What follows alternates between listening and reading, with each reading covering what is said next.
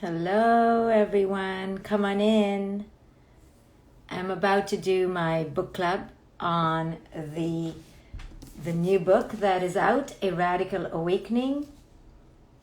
And I've been away for a week because I had some work that needed some intense attention, but I'm back with my book club number 8, and today I'm going to talk about the difference between living according to ideas and the difference between that and living according to our authentic knowing.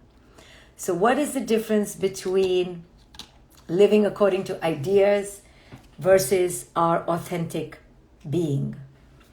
Hi, this is June. You just got the book yesterday. Hi, guys. Adriani says it's amazing. Leave a review wherever you can. Your best investment so far. We're talking about my book. It's book club number 8 today, and we're going to talk about the difference between living according to ideas and living according to our authentic, deepest knowing. So, most of us live according to ideas, and we do not realize it. Part of being asleep or part of being unconscious is living according to ideas. And most of us have been conditioned to live according to ideas, ideology, ideation, beliefs, fantasy, shoulds, what could be. All these are delusional ways of living. They are fictional. They're based on the past or the future or the other imagined realities. And sorry to say that a lot of us live according to imagined realities. And part of the wake up, part of the spiritual epiphany is to realize, Holy Mother of, I have been living according to an idea of how things should be, an idea of that woman, the idea of that man, the idea of that mother, the idea of that perfect relationship, parenthood, everything, an idea. Now, we don't realize that it's an idea because it has been embedded, steamrolled into our consciousness since we were young. It was like the dough that formed our psychology, the foundation of our being, and the kneading action of the unconsciousness of those around us plastered us to believe in these ideas. This idea, that idea, this family's idea, that family's idea, it doesn't matter. They're all ideas. Ideas around who to worship, ideas around how to worship, ideas around success, grades, beauty, love, marriage, divorce, all ideas constructed by man and woman, all right? Mostly men, because we live in a patriarchy. So, what does that mean? What it means is that we set ourselves up for great distress and suffering because we are attached to our ideals and our ideas. But we don't realize that they're ideas. We think they are reality because they've been steamrolled, kneaded into the dough of our psychological foundation. So that's all we know. If you are taught from a young age that gays are evil, or black people are lazy, or fat people are stupid, whatever the stereotype is, you don't know. That's what you're taught. Like the earth was flat. It was really flat for a lot of people for a long time. And we can look at them and go, oh my God, how stupid. Those primitive people, they thought the earth was flat. Our future selves in 200 years will be looking, if we could look back on ourselves, we'd be like, these are a bunch of morons too. Now, we don't like to think we are moronic. How dare I say that? We are the cleverest species on earth. We have dominated the earth. We are amazing. The Homo sapien is stellar. I don't know about that. We are the most medicated. We are the highest rate of suicide ever.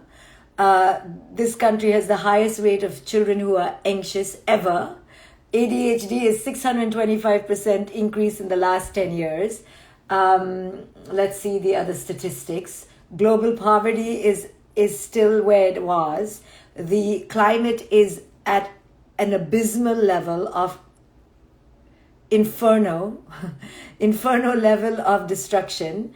But we're amazing. We're so amazing. We're creating new currency. We're going to the moon. We're amazing. And that's why a pandemic that comes along has great meaning for us, because it shows us, hey, I can take you down. A bacteria, a virus, something in the air, aerosols can take you down, okay? And it's a huge wake-up call for our Homo sapien arrogance. And who knows how it started? It probably started by some version of man. But we must blame the bats or the pigs. Why not? But I'm sure we had something to do with it. If nothing else, it's because we invented the airplane, so we took it everywhere. If nothing else. However, why would we blame ourselves, right? So we don't take accountability because we're so amazing. And the pandemic comes along, and one would hope that one would pause in spiritual and emotional humility. And one would use this time to ask, how have I effed this entire thing up?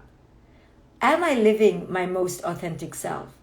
Am I truly living in interdependent harmony and oneness?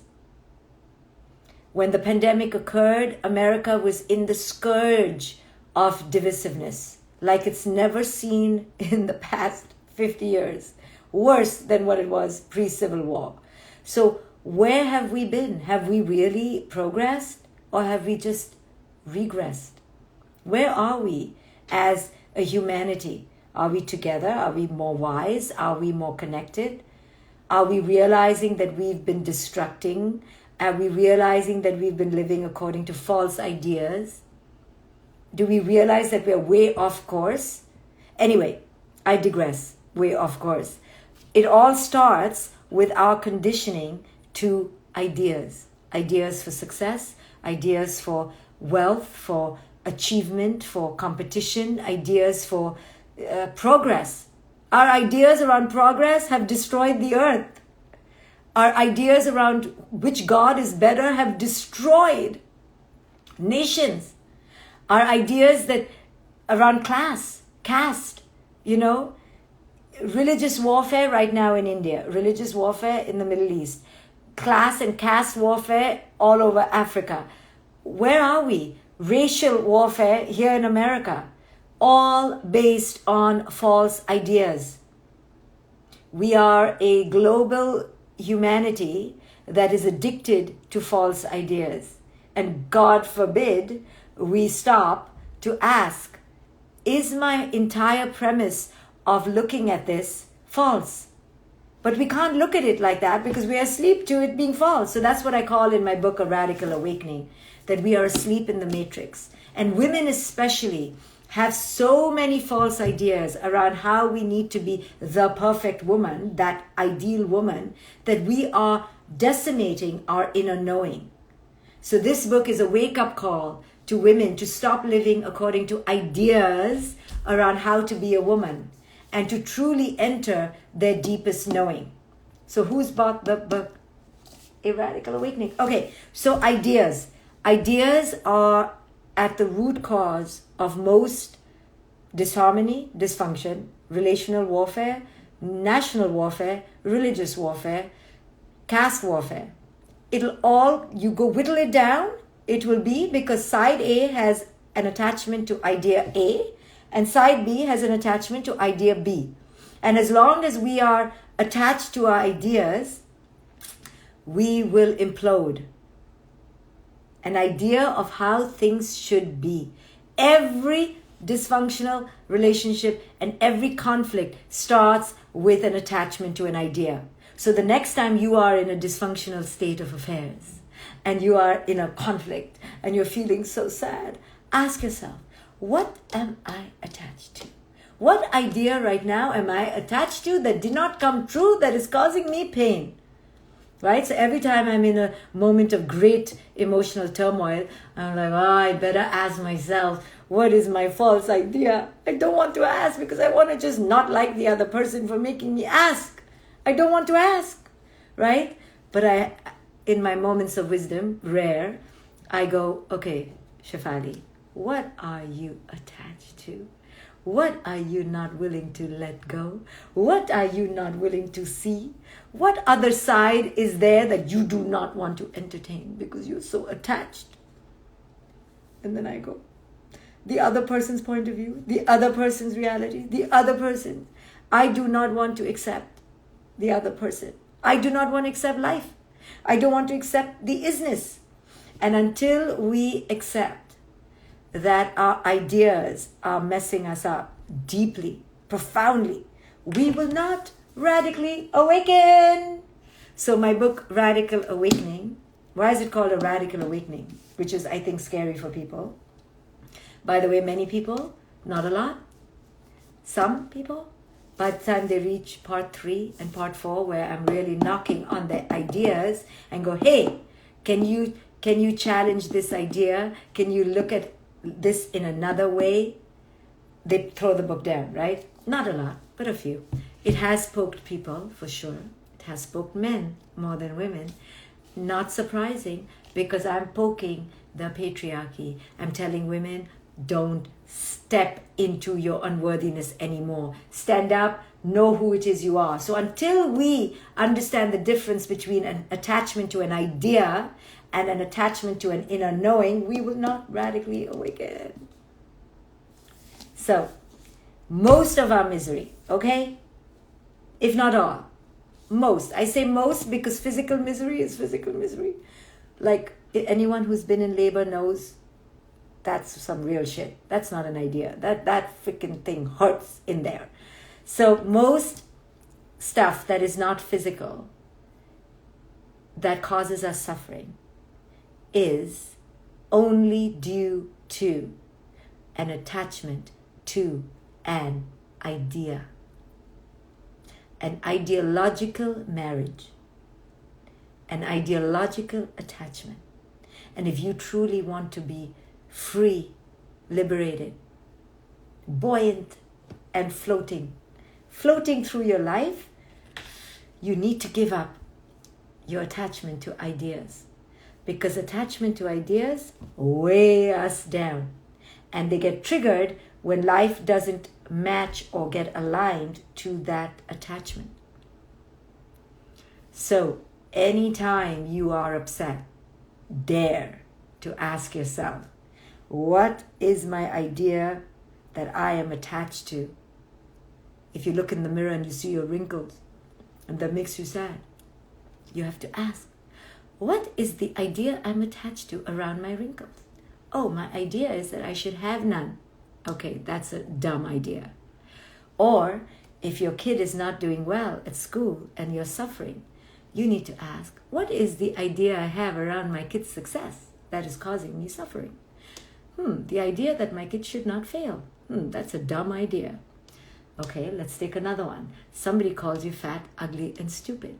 And you're like, whoa, that has caused me so much angst. I will be depressed for the next 30 days. Maybe somewhere in there you ask, what is my idea that is causing me suffering? My idea is that nobody should ever think I'm fat, ugly, and stupid. Ooh, that's a dumb idea. You see? All our ideas cause us suffering when they don't come true, and most of our ideas are really not very smart. They're based in your idea.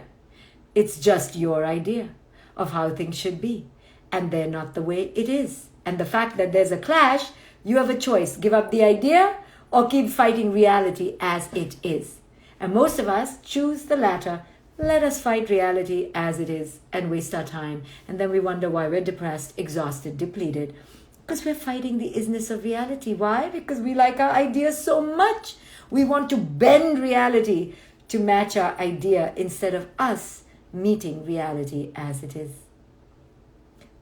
Most of our dysfunction is because of faulty ideological attachments. If you wish to radically awaken, turn pain into power, embrace your truth, and live free, buy the book.